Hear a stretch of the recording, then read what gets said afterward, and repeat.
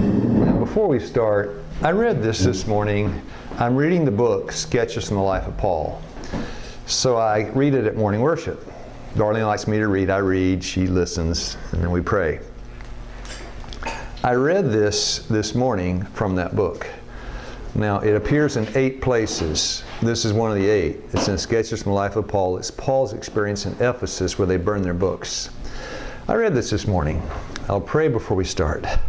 Our Father in heaven, help us to understand, to be blessed this morning by what we share. I ask it in Jesus' name. Amen. So at breakfast, I read this to my wife. It says, believers in spiritualism. Now, hold on a second. Before I read it, does the devil have a sense of humor? Yes. Oh, yeah. Does he laugh? Yes. Especially when he wins. Yeah. When I was basketball crazy in the sports and everything, the 9th grade, I was on the basketball team. I could barely walk. I mean, it was terrible. But we were ahead by a lot of points, so they let me in the game at the end. First time I got a basketball, I was shaking all over. I looked up, and of course I took a shot. And it went up, and it went in. Yes. What would you expect the crowd to do? Cheers. Yeah, but they didn't. They all looked at me and laughed. Oh. Why? Then you're You put it in the wrong goal. And the opposition said, "You're helping us to beat you." And they laughed. The devil does the same thing. You're helping me to beat you. This is what it says. Now we'll look at it. Same thing. This is why he laughs, and I got sick of being laughed at. Believers in spiritual, this is the context. Forget spiritualism. This is a response this is the gates of hell open and laughter comes out when the devil rooks you again. When believers in spiritualism may speak with scorn of the magicians of old, right? This comes in a different guise today. But, when he nabs you, when he snares you, the devil does what? Laughs in triumph because you did what? You shot at the wrong goal. You're destroying yourself, and the devil finds great joy in to watch you destroy yourself. I got tired of being laughed at. Aren't you sick of being laughed at? I go back to the beer joint today. What are all the forces of hell going to do? Laugh. I'm sick of being laughed at. Now ready to start. Ministry to Madmen, Part 4. I read that this morning. I thought the devil does laugh. He has a sense of humor. Ministry to Madmen, Part 4. This morning our subject is breaking out of the rat race. I used the verse 15:26. Instead of healeth thee, modern translation, I am the Lord who heals you. And then a little statement from Ministry of Healing. Who'd like to read the Ministry of Healing statement? Many transgress the laws of health through ignorance, and they need instruction. They don't know. God's a great teacher. Most of us are ignorant. Now, I shot at the wrong goal. I did not know. That was rank ignorance. Once I knew, I never did it again. Yeah, I never did it again. So our subject this morning, now some of you do not know what a rat race is. Hey, somebody that knows what a rat race is, somebody tell us. Trying to get up that ladder. Yeah, trying to climb the ladder. Running that right wheel. Yeah. Whole wheel. Yeah, the whole wheel. It's fast and you feel like you go nowhere. Yeah. And even if you go somewhere, you're not really going anywhere. You could also call it a dog chasing its own tail, a lot of things. Revelation 18 verse 4, come out of Babylon, is it called to come out of the rat race. Now they call it the rat race because they take a mouse, they put him in the maze, and he bangs his head as he tries to get through the maze and get the what? Cheese. That's it. They call it the rat race. Now even if he gets to cheese, he's still a rat. Doesn't change his character. Yeah, he's still a rat. I did, again, I tell you about these lectures I did at the China Bank. These top executives, they had gotten to cheese.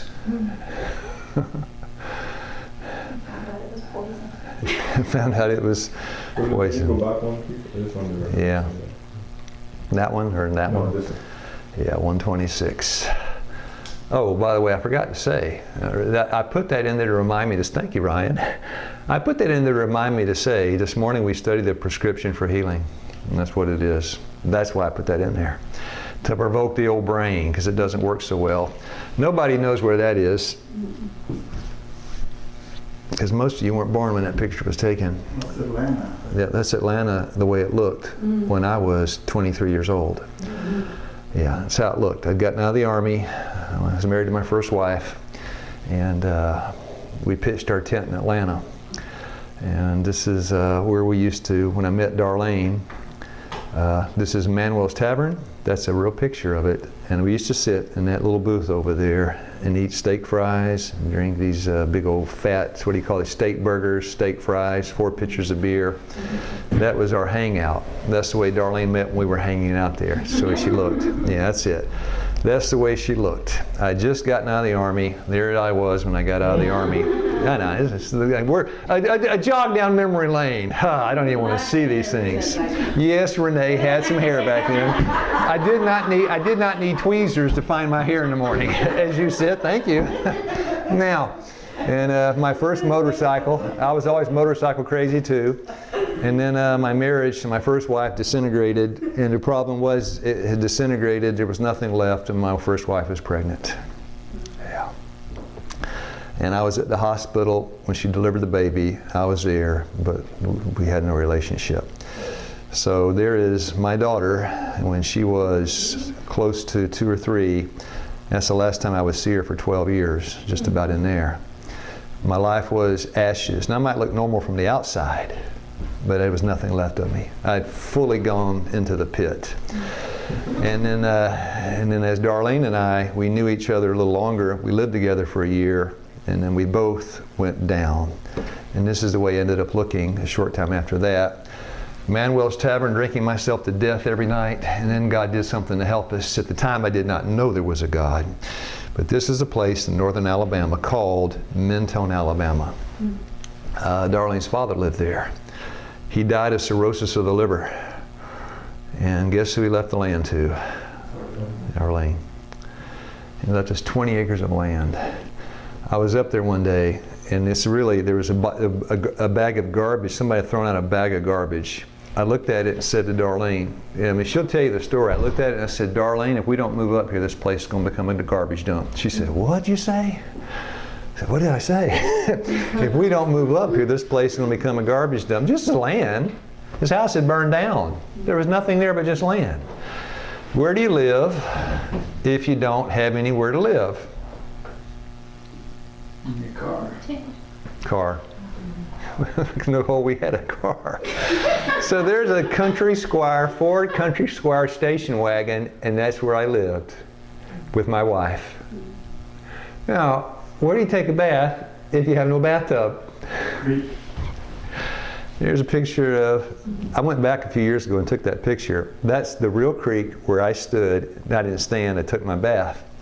So the first time we did it, I was 23, Darlene was 25, went down to the creek, and it was winter, and I put my toe in, and it was cold, and Darlene said, you go first. I jumped in. She wasn't asking, she was telling. Darlene back then is not the Darlene today, right? She does not chase me with a frying pan today. Oh, Lord have mercy. So I jumped in with a pot. Now, I'll throw in some things I didn't know back then. I jumped in with this little pot. I jumped in, what was called was a mountain stream. This is up on top of the mountain. I started pouring water over my head, and it was freezing, absolutely freezing. Now, you flash forward 10 years, I'll be living in the jungle. 10 years, I'll be washing my clothes in the river and taking a bath with a pot. I was getting prepared here for what God would do later.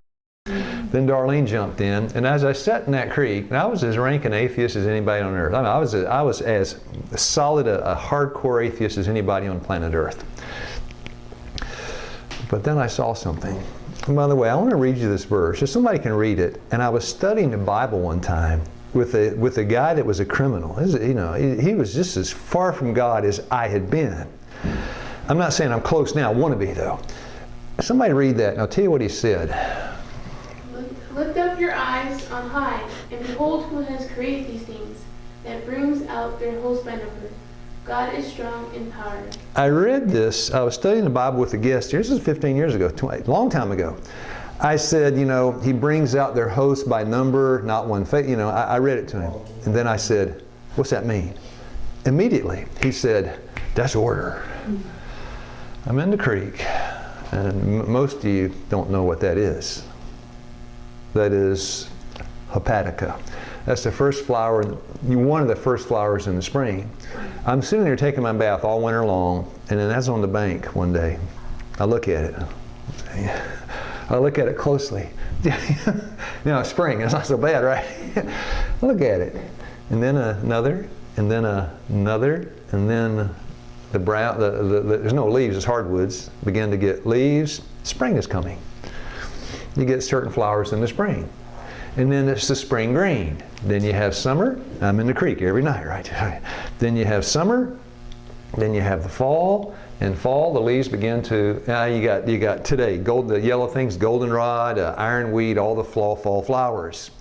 You can tell the season by what you see on the road. Sumac is turning red. It must be October, right? You can tell by looking at everything. So now come November, I'm back in the creek again, Thanksgiving, taking my pot and washing, and now everything's brown again. Dear friends, that is order. And where there is order, there must be, we say, don't you believe in blank and order? Law. Where there is order, there must be law. Where there is law, there must be a lawgiver. I'm sitting in the creek. It's the book of nature, and God's teaching an atheist how to know Him. It's a long process, but that's where it began. That's ironweed, by the way. If you look on the road, this is what you see now. Ironweed and goldenrod is coming out. When Darlene moved and I moved out there, we took 2 books with us, and that's what we took. These are pictures. She took those 2, I took that. These are pictures of the real books. Let's Cook It Right, Adele Davis, and then No Work Gardening book by Ruth Stout. And that book was absolutely false. There's a lot of work in gardening. I had this book, Armed and Dangerous. Guess what I was going to do? I didn't even know what a hammer was. I had this book. I was a long-haired hippie, crazy as a loon, disintegrated on the inside. I had this book I was carrying. I opened it up, looked at it. It's talking about on centers and joists and rafters and all these things. I didn't know what in the world it was talking about. No YouTube back then. I didn't know what a rafter was. 16 inches on center. What's that? You know what that means? No, all this stuff. And anyway, so I carried the book for a while. Started a little garden. And the first time, by the way, Darlene planted tomato seeds. You know what a tomato seed looks like now when it comes up, right? She did. She thought it was weeds. She pulled everything out, thought it was weeds. It was quite an event. So, by the way, I used that book. I built a little house. I'll show you a picture in a minute. I built it, a little, you want to quite call it a house. I built a shack. It was like this. With the tree. Yeah, a tree growing through it. I got a picture of it today, yeah. Then I tore it down, built it again, tore it down, built it again. Now it's only slightly crooked. I'll show you a picture. I took pictures of that. And then 3 or 4 years ago, we had a country living seminar. I showed a picture of that book. And I said what I said to you. Yeah, I built my house and created. After it was over, the guy walked up to me and said, I'm about to launch out into the country. I'm going to build a house. I said, great. Can I have that book? Yeah. No, he said, where is the book? I said, it's on my shelf at home.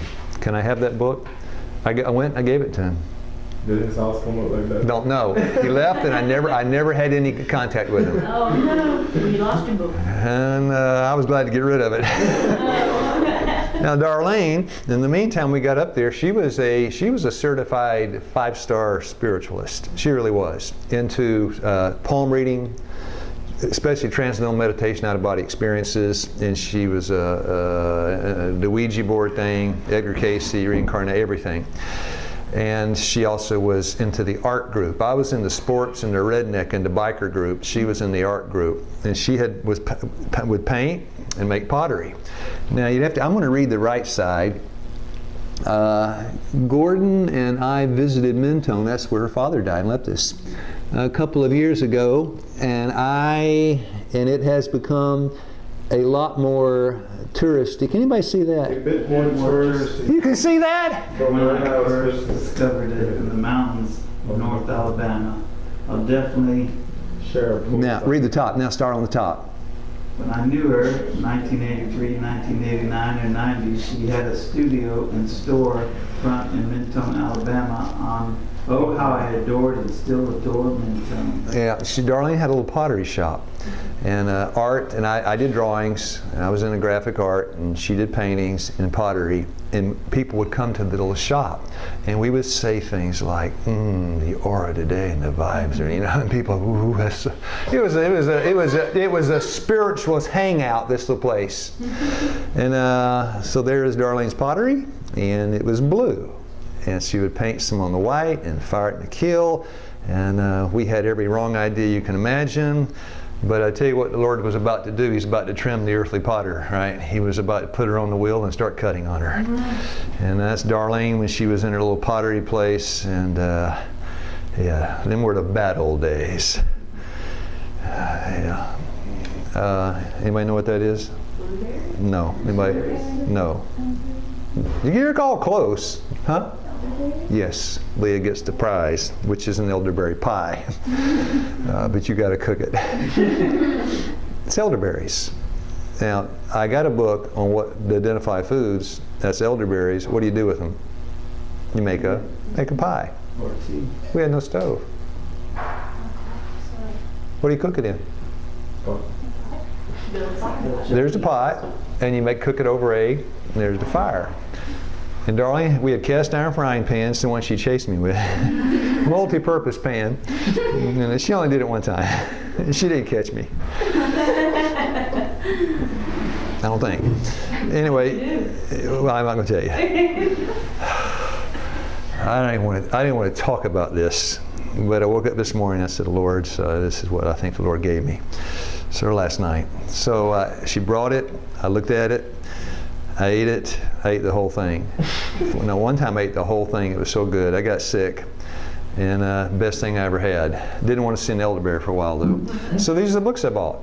I didn't realize God was above the distractions of the earth. He was working things out. I bought those books because I had seen that. And if you don't know, that's one of my favorite birds. This is the, anybody know? Red-winged blackbird. Red-winged blackbird. I didn't know what it was. I saw it, Rick. Then every time it would fly, it flashed this red thing. Oh, what is that thing? I got a book. Field Guide to Birds. And then I saw this. And saw that with Ari the other day on down the road here. Red-headed woodpecker. I didn't know what that was. Looked it up. Started looking up all the birds I saw. And then I saw something else. Thought I got to get a book on what? Trees, because I saw what? Anybody know what kind of tree that is? That's a juniper. Nope. Nope. Southern pine. Nope. I'll give you a hint. You can't split it with them all. You try all day, you're not going to split the thing. It's cedarwood. Sweet gum. Yeah. Sweet gum. And you get the sweet gum balls. Yeah, no, they chalk her up. She's 2 for 2. You guys better catch up. The youth's overtaking the old folks. So the sweet gum tree. And of course I cut it down because by now I built the crooked cabin and we had a wood burning stove and I was cutting firewood and I get the sweet gum, boom, boom. And I was strong. Come on, I was 23. I had a little more muscle than I have now, a lot more. I'm not going to let this thing beat me and beat on that thing all morning. Well, see, the sweet gum's on the top, what I couldn't split. And then one day, because remember, we were into New Age, Darlene was, and we thought the trees could talk. Never killed a living tree. I killed dead trees. Yeah, isn't that crazy? You must have had Lord In fact, yeah, anyway, it's a long story. So I cut that, it's a dead tree, I cut it down one day. What does that tell you about the tree? I counted the rings. There were 250 rings in that tree. Now, in the year, let's take the year 2000 to make the math easy. You go back 250 years, that's what year? 1750. 1750. I thought that tree's been there since the mid-1700s, and I just cut it down. I thought if this tree could just talk to me. Yeah, we had some strange ideas. I throw this in for a moment. And I add in Genesis 3:17, cursed is the ground for your sake. Although the earth was blighted with the curse, nature, schoolroom, Eden had changed, but the book remained the same. Nature was still to be man's lesson books. Can God teach you lessons even if you don't know Him? This is the next books we bought. Unless you're an old hippie, you don't remember Earl Gibbons. But Stalking, it was a book he wrote, Stalking the Wild Asparagus. It was how to go out and live off the land. and preserving wild foods. So you go out, you live off the land. I like that idea, living off the land. I'm going out and live off the land. And Darlene was all for it. She said, I'm going to go out and start picking us breakfast and lunch. And I said, yeah, that's good, let's do it. So this is, she brought back, this is breakfast plate.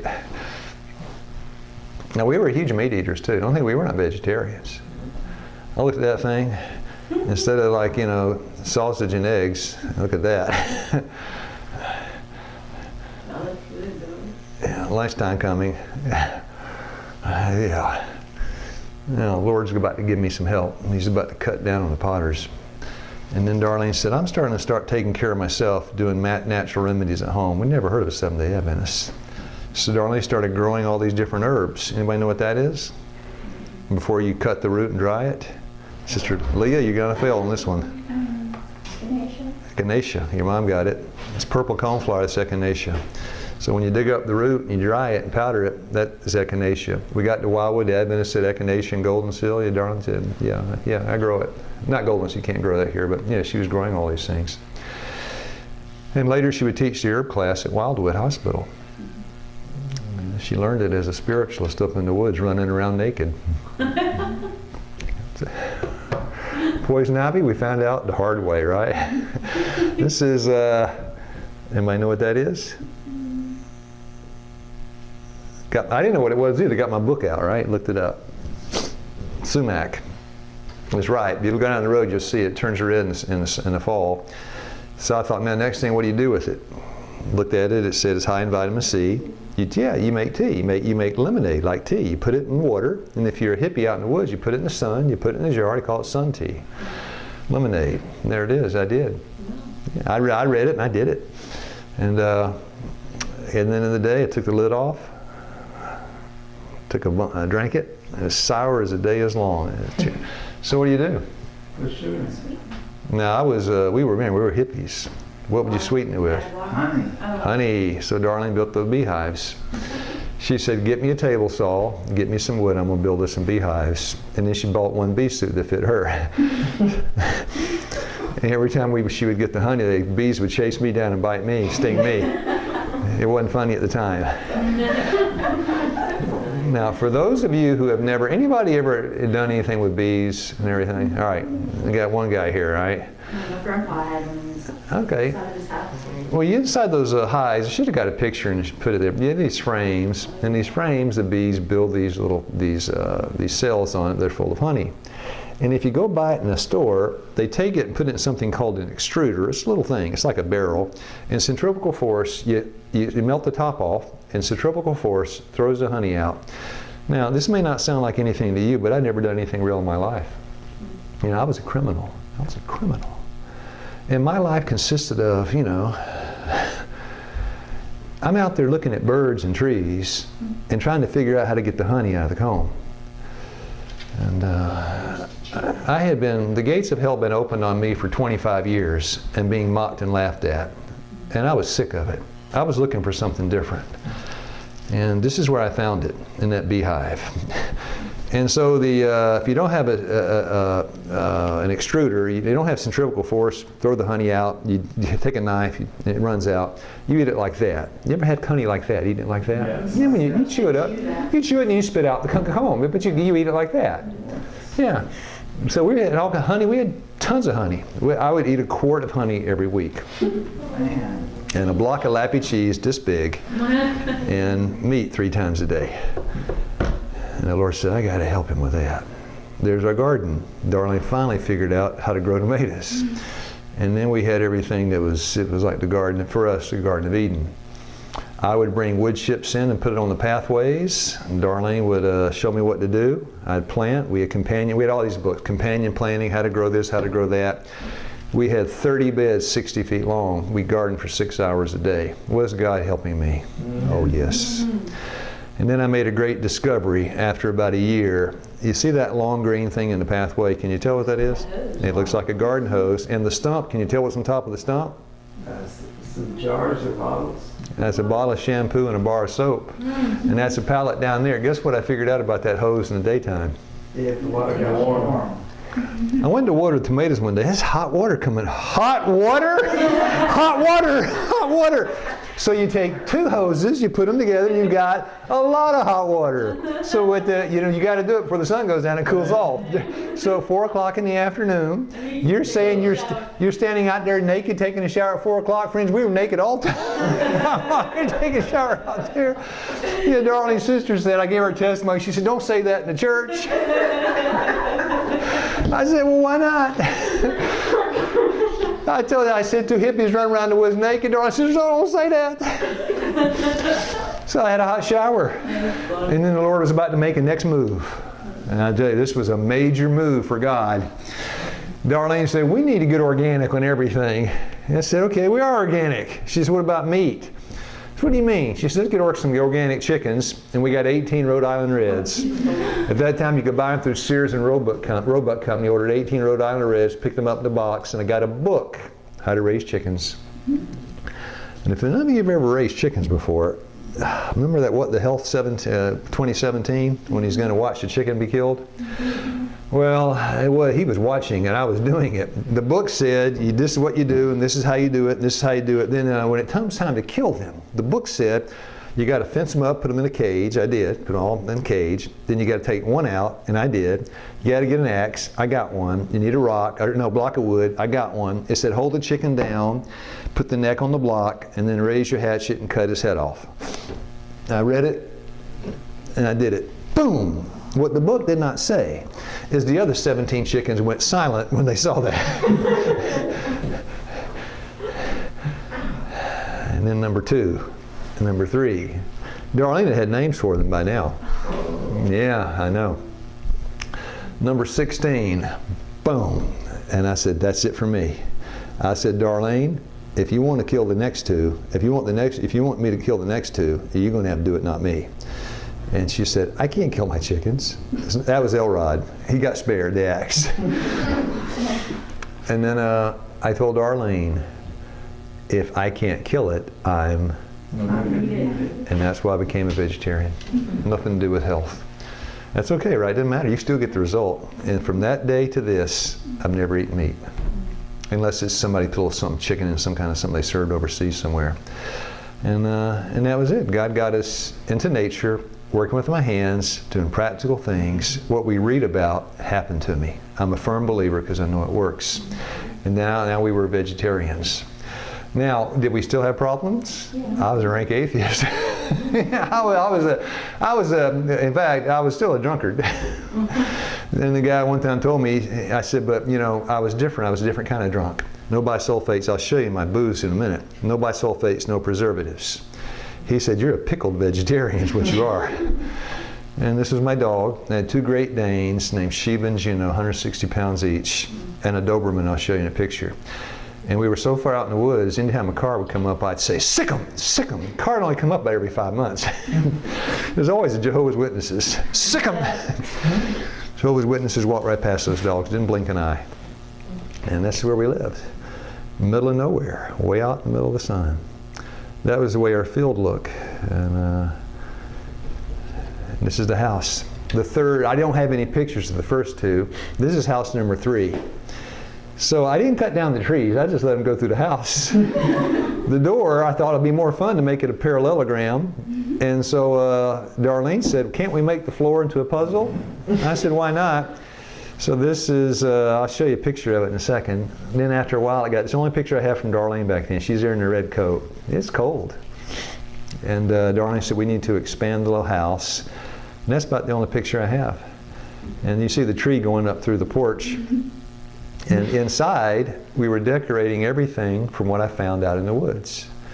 Went to a sawmill, got some wood, and started using twisty things. And anybody know what that is? Hornet's nest. Bring hornet's nest in, hang it from the ceiling. It was natural.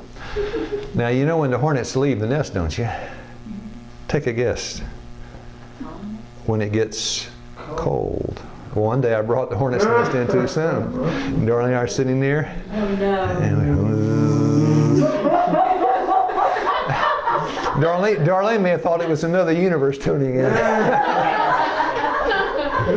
then oh no, it wasn't. It was reality coming. What's the hornets? And then, you know, the tree, you call it, remember the tree? Now, you've all had, what kind of fruit on the tree by the parking lot? Persimmons. There's a little dog, what's his name? Pepe, Reno, what do you call him? Meat Keto, whatever his name is. Does he like persimmons? Yes. So did that dog too. Now the persimmon you can't eat until it does what? That's a wild persimmon until it falls. So my dog would know it's going to fall. I would too. We'd race persimmon tree and that dog be happy. It's like a dog. Yeah, it was terrible. It was terrible. So, I mean, we had no electricity. There was no Twitter. There was no YouTube. There was no phone. There was no anything. We had a little radio, and we would tune into NPR, National Public Radio. Remember, they're dropping missiles on Lebanon or somewhere, Israel. I remember listening to it one night on the radio, out in the middle, dark. It got dark. It was dark. We had the radio on, and it was talking about maybe a civil war, and it seemed so far away, so far away. It's funny, I remember that. And then this happened almost the same time. Ooh, I got to go fast. Clock's up. It was a Sunday, August, whenever, 29 years ago. I had gotten deep into everything: immoral living, crime, been in jail. I was at the bottom. And then Darlene came home. She said, I'm divorcing. I think I told you this before. She said, I'm divorcing your sorry hide. It was a Sunday. It was August 29 years ago. She said, I'm divorcing your sorry hide. I'm going to go up to have some lunch at the cafe. When I come back, I want you out of here. Slammed the door and left. Holds out the promise. Somebody finish the sentence. Doesn't deliver.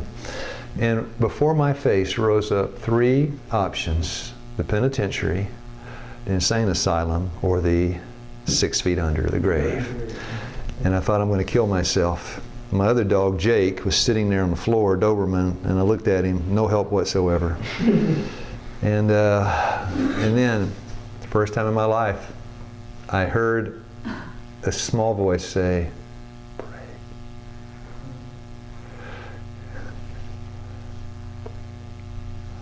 And this overwhelming impression to do what? Pray. And I did.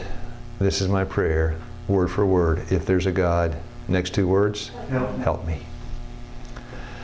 And I opened my eyes. I looked at the bookshelf. Darlene was not a Christian, but when she was a child, somebody gave her a Bible. She never threw it away.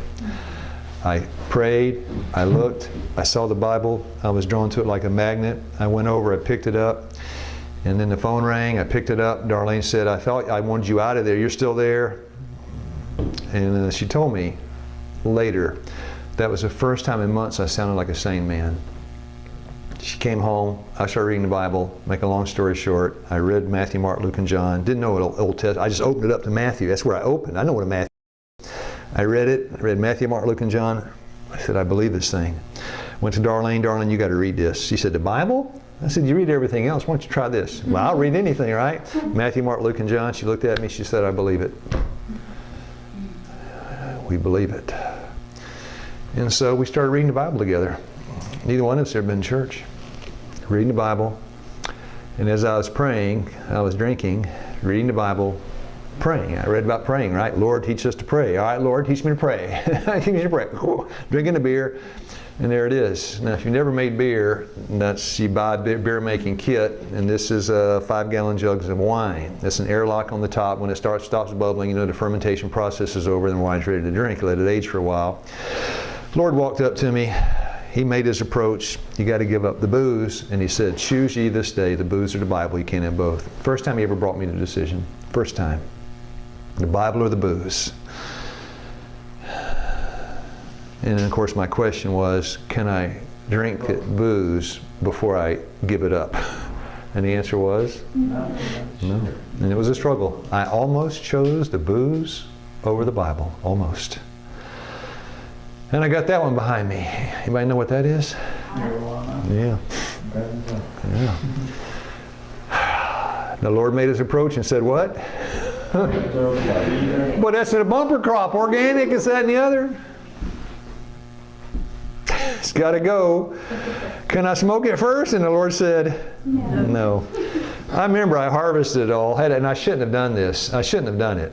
But I called up a friend, and I said, look, I'm stopping. I'm going to give it to you. You want it? Anyway, he came over, handed a big old garbage bag, gave it to him. He thought it was a police setup. He was looking around the trees, you know. Opened it up. I said, I've stopped. He said, I'll never give this up. Now it's been 29 years later. He told the truth. He's still smoking it. And now he's my age, though. You know what he looks like today?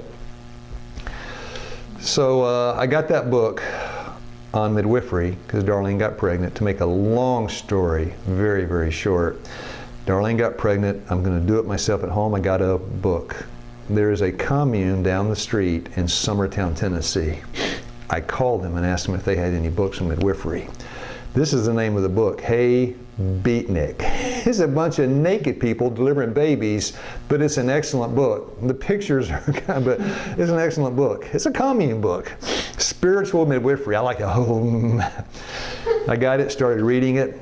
I started studying that book and about everything from, you know, the procedures and anencefalic and all these different words and procedures and then breech birth. I was reading it. It was all theoretical knowledge. But then Darlene, about the 6th, 7th month, she had started having pains again. I'm shortening this thing down. Got to the point where she couldn't stand down, couldn't stand up, couldn't sit down, so much pain. And one of my hippie friends told me there's a place up in Wildwood that uses natural remedies. I called them up, couldn't get them on the phone.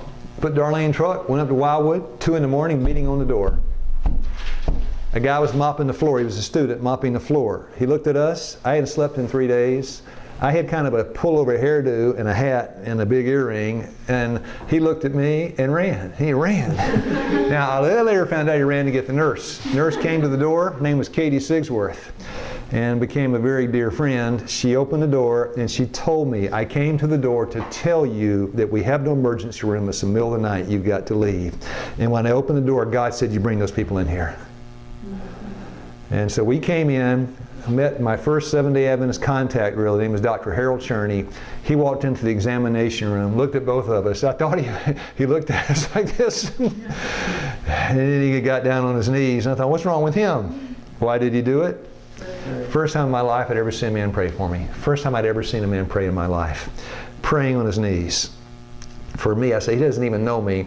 He got up. Darlene's water broke. If you don't know what it is, the water barrier infection. The water broke right there in Wildwood Hospital.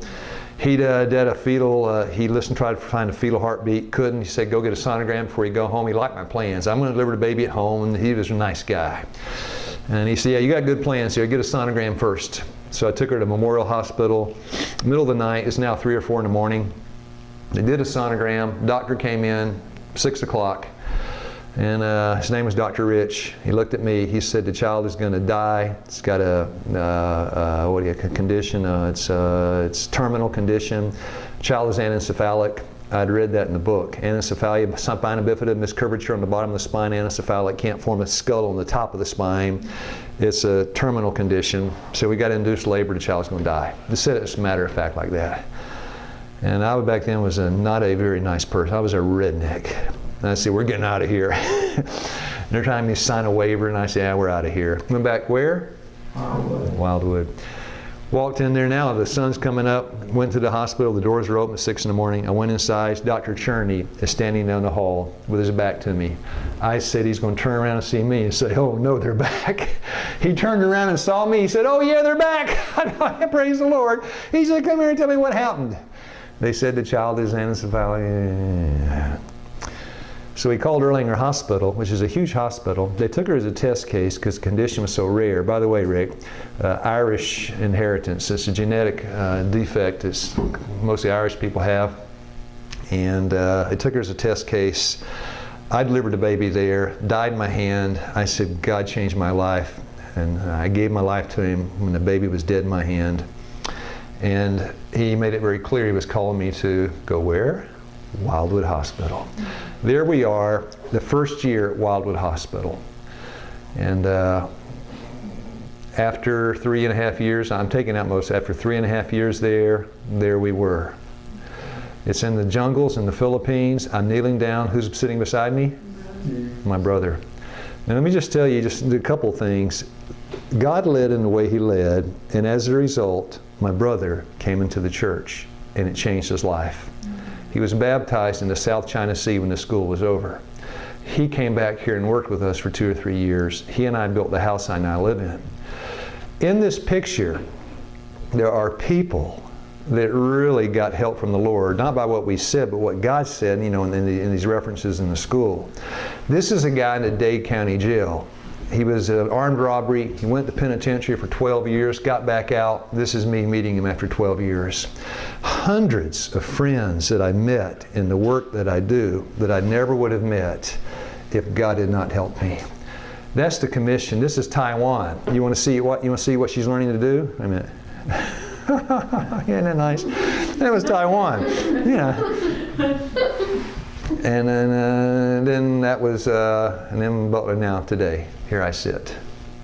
3 years ago, I went back to that cabin I built. I hadn't seen it in 20 years. I was going back to Mentone, asked Darlene, I said, let's go look at that cabin we built. Darlene and I built it. Let's go see that cabin we built. And she said, I don't want to go. Too many good memories. That made me sad. That's fine. I'll go by myself. I'll take pictures. Are you going to go without me? I went, yes. I'll take pictures. I'll go with you. I'll go with you. Now, there is the Doberman. I get 5 minutes over because you were 5 minutes late. There's my Great Dane Doberman Pinscher. That's the cabin I built back then, right? Now, this was probably, give or take, 20 years later, give or take. I stood in the same place and I took this next picture. Now, you can't even see the door, the way the door is shaped and the light above the door. Oh. Yeah. I went back 20 years later, and the whole place was trashed out like a slum.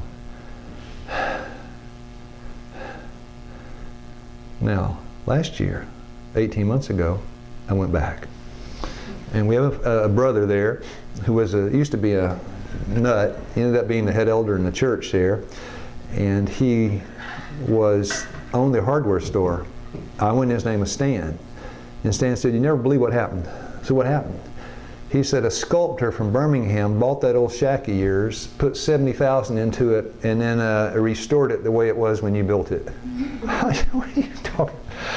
Are you kidding me? And he said, I had his phone number. You want to call him? I called the guy. He answered. I said, sir, good morning. My name is Lou Keith. I'm up here in Mentone. I hear you have restored some kind of cabin around here. He said, that's right. I said, I have a favor to ask. Could I go over and take a look at it? I'm the hippie that built it. You built the thing? Yeah. Oh, you built it. Yeah, it's a shack. I said, I built it. I'm the hippie that built it. Can I go take a look at it? He said, sure. I went back to the same place where I stood, and I took this picture 18 months ago. Oh, nice. Nice. And that's me to prove that I was there. He had taken that rundown, burned down, slummed out place and refurbished it, not quite the way I did. He put a deck on the second floor. I never had that. And there it is from the front. Wow. This was 3 years ago, completely trashed out. This is after he refurbed the whole thing. The inside, that's the way it was, not when we lived there, that's the way it was 3 or 4 years ago when we went back. This is the way it is now. Oh, wow. Same stove, same bricks. He kept everything that was keepable. And there it was. All my twisty-doos and everything, he kept. Didn't change. All the window, everything was the same. And of course, Darlene wanted to see the floor that was made like a puzzle. And the floor was still there. we all had scrap wood left over. Remember Darlene scrapes the jars? She always was frugal. I don't want to waste that. Let's make a puzzle. And then the tree, and it was still there. And there it is. And here's Darlene. But she's not 25 anymore. Okay. So what, right? Now this is Google Earth. That's a picture of, any guesses? The cabin in Mentone. No, the cabin in Waynesboro, Rick. Okay. Because now, I'm doing now what I did then. I'm building a shack out in the woods. But now I'm not so young anymore. I'm doing now what I did then. I'm growing a garden. And I'm doing now what we did back then, except we're not running around. Thank you. Oh, Ryan, you want to see Darlene? Now we're back then. Not going to show you back then. Here's now. And there's the harvest. Now I did build a thing, 8, 9 feet in the air, and I got some interesting features inside. One wall is all glass, and then when you look out the wall, all you see are trees. Now today I've got glass in there. Didn't have it back then. Just out of curiosity, Isaiah 65:17, I behold, I create new heavens and a new earth. You know what we're going to 22 and 23, Isaiah 65. What are we going to do when we get to heaven? The same thing that we're doing now. Same thing you're doing now. That's it, Rick. This means something to me. You're going to get to heaven, do what, Lou? Build a shack. Not a shack, but a heavenly shack. A house. And then what else are you going to do? Eat fruit. Eat fruit that you plant. And then the next verse tells you your address. By the way, I moved 15 times in 2 years. This is when I was working here. Working as, as a Christian. 15 times in 2 years. Nobody can beat that, I bet. No. I planted probably 300 fruit trees, never got fruit from any of them. No.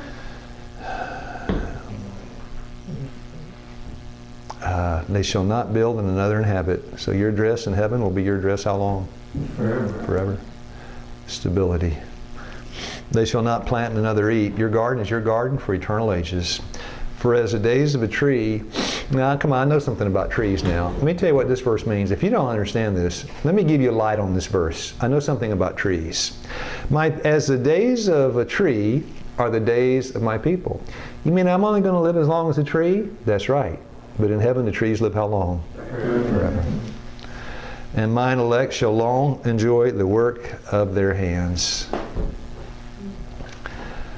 The walk of faith, Hebrews 11, and God says God's commandment-keeping people, we must leave the cities. As did Enoch, we must work in the cities but not dwell in them. Is country living part of mental stability? Yeah. Yeah. In case you don't know it, that was just a mental health lecture on country living, what it'll do for your mind. Now I'm going to take something, because it's only May's coming, I don't have time. This thing is 150, 200 hours long. I've got it summed up in this. This is God's plan for having a stable mind. I'm going to zip through it, take about 2 minutes. Number one, you got to acknowledge that the ball's in your court. You have a choice. No, you got a choice. Don't you say you don't have a choice. If you do, you just made a mockery of Calvary. God died to give you come on, we know that, right? You got a choice. Now I'm not saying I always make the right choice, but I know I have a choice. That's number one. Now, if you want to jump up and rebel against any of these, you tell me. I'm happy for you to object. Number two, you got to follow the laws of health. You can't eat junk. You can't sit in a rocking chair all day long. You got to follow the health laws. Where'd I learn that? With them chickens out there, right? That Rhode Island red named Elrod. Are we okay so far, number two? Now, number three, you got to be careful what you put into your mind. Whatever it is, right? Guard the avenue. You got to be careful what you put into your mind. So far, so good, right? Anything secular, anything. A lawnmower, by the way, is not secular. A lawnmower is inert. A lawnmower is a lawnmower, like charcoal, inert. When I say secular, you know what I mean. I mean worldly. A lawnmower, forget it. Number four, you got to have exercise and labor, the best kind with your hands. You got to have useful labor. That's one of the Christ schools, right? Useful labor. You have no useful labor, you'll never have practical religion. It'll always be theoretical. So far, so good. Number five, you got to be in a good environment. You can't live in downtown Manhattan and be sane. I'm sorry. You can't. Now, you can live here, go to Manhattan, right? Work and come back like Enoch did. But you cannot abide there as Lot abode in Sodom and think you're going to come out with a happy family and a good home. Number six, attitude. In everything give thanks. 1 Thessalonians 5:18, Philippians 4:4, rejoice in the Lord, 17:22. You got to have a positive attitude. And that's what will turn. If you go into a lifestyle lecture and the guest is absolutely down in the dumps and negative, boy, this is a nice day today. This happened to me recently. This is a nice day. And this is a day worth living for.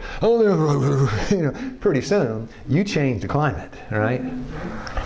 Number seven, you got to understand that drugs don't solve the problem. You got an eating disorder, an antidepressant is not going to fix that problem. So calcium blocker is not going to fix hypertension. Metformin is not going to fix diabetes. Drugs don't address the Problem. The issue, the cause of, yeah, it doesn't do it. It can't do it. That's why they don't work. Number 8, clean conscience. Now you can sin, but you got to confess it, 1 John 1:9, if you want to be cleansed from all unrighteousness. A man that sins, that's okay. Rise back up, 1 John 2:1, you got an advocate with the Father. You got to go to bed with a clean conscience at night. There's something between you and your brother, you got to make it right before you come to the altar. That's in the Beatitudes. You got to have a clean conscience.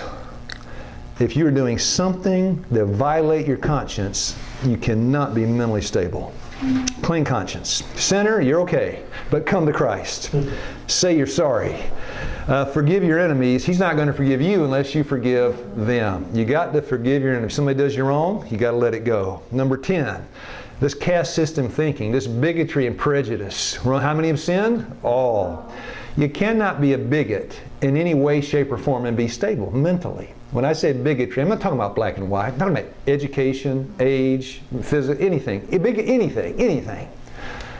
Yeah. Caste system thinking. You go join the Hindus, you want that kind of thing, right? And be a friend in need.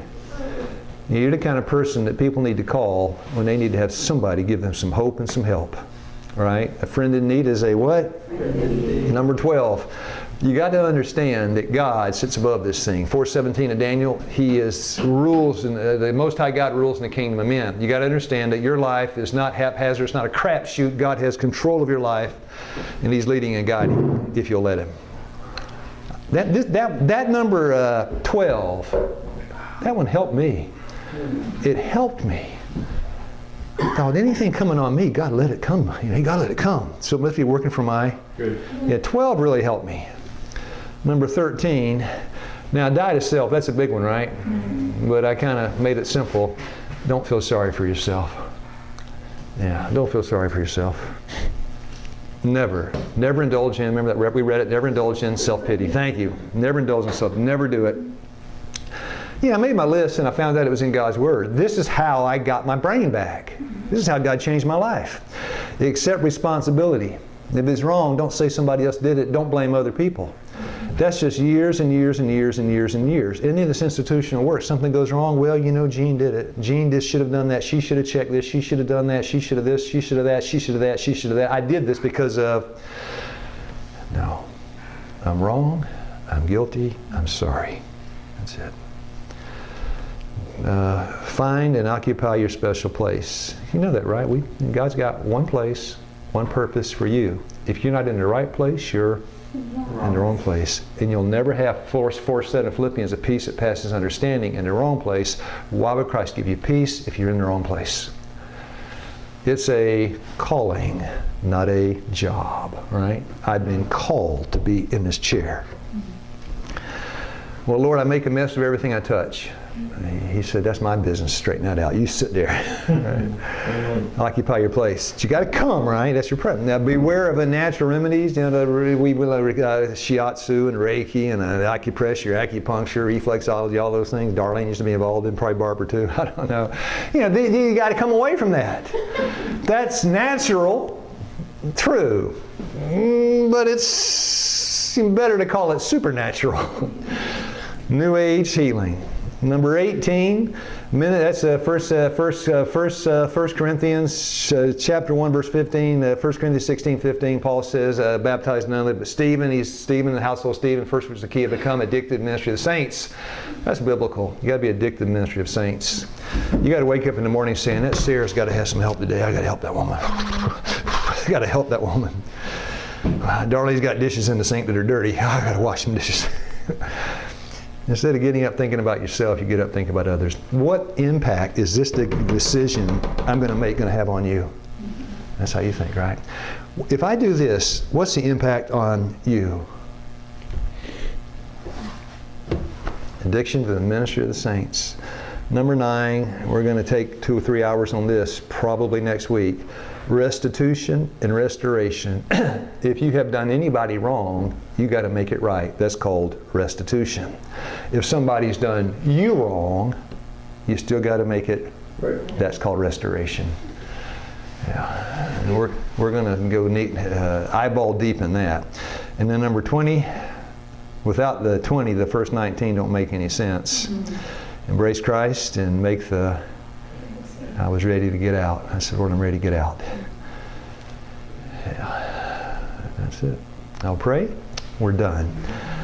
Our Father in heaven, we're glad. I'm glad how you led my life. I look back and see I wouldn't change a thing. I'm sorry I've been such a stubborn, impatient student. I'm thankful you've been a very patient, kind, caring teacher. So as we're maybe in different stages in the room here, some may be far ahead, some may be way behind. I don't know where people are at. But the first rung of the ladder will get you to heaven if you're going northward. So bless our efforts, help us, have mercy on us, keep us, and give us a firm decision never to turn back, but to commit our ways unto your keeping, and to invite you to set us free. Help us to make the great escape and embrace Christ. That's my prayer this morning. In Jesus' name, amen. Amen.